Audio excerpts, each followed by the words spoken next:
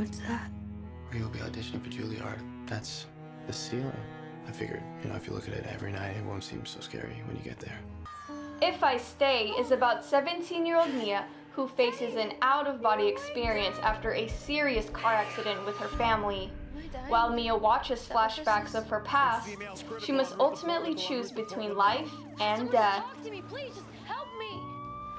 I have to tell you guys, I don't cry a lot when I watch movies, ever. And I'm watching this movie and I'm seriously just tearing up the whole entire time. And I feel like it's because you seemed extra connected to this character, and I've watched you in a lot of films. Do you identify with Mia in any way? Yeah, I think one of the biggest ways that I kind of identified with Mia was the fact that she found the cello and her kind of passion and first love when she was 8 years old.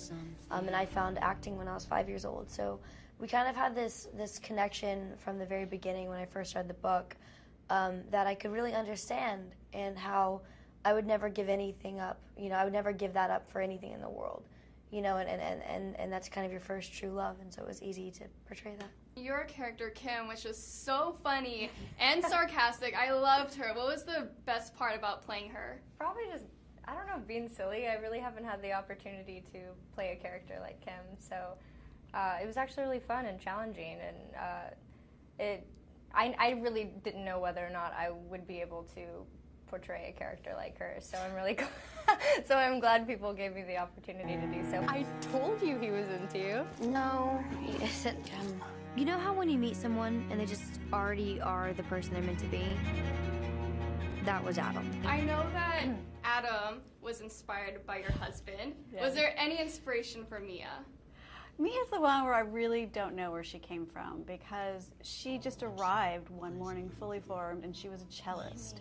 And I didn't have any background in classical music, and I didn't think that I was a cello fan. But there she was, and she had this sort of dark hair and this very sort of serious, focused demeanor. And when I started writing her, the voice that was coming out of her was more mature than my own. I sort of still talk like a 17-year-old valley girl.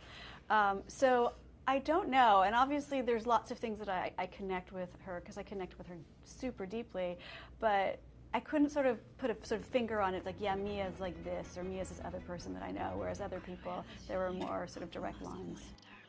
Speaking of the cello, how did you do the scenes with the cello? Did you actually have to learn how to play? I tried to learn. I had about 7 months of training, one-on-one for like 2 to 3 hours a day. But I tried really hard, but I'd be silly to say that in 7 months I learned such a classical instrument. But really what it was learning the passion that comes with being a cellist, and kind of the physicality of playing the cello, and how it kind of takes over your entire being. And they're very quiet people usually, but when you see them play, they kind of burst all their emotions out in that one piece. We did some great Frankenstein kind of head replacement stuff, so yeah. It worked pretty well in the end. So are there any plans to turn the second book into a movie?